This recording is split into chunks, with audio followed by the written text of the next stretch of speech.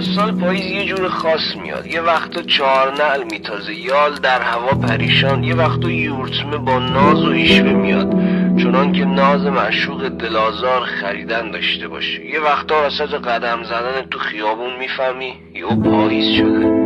یه وقتا جلو آینه تارموی سپید تو دیدی، گفتی نفهمیدیم که سوار بر اسب خزان پیری شدیم. اگه دلت دیدی یهو بی دلیل تنگ شد، نترس، هیچ چیت نیست، پاییز شده. حالم بهتر این روزا. دکتر میگه با سالت آرامش داشته باشی، ولی ما ندیدیم، میگن وارداتیه. دیروز این نظافتچی آواز میخون، یه حال عجیبی داشت. گفتم از کجا آرامش گیر آوردی؟ چه سرمستانه خندید، سرشو تکون داد. باش دعوا دارم سر اینکه برگای تو حیاطو جمع نکنن. میگن باید حیاط تمیز باشه. ما حرف زدیم، گفتن برگای هر پشتی رو جمع نمیکنیم.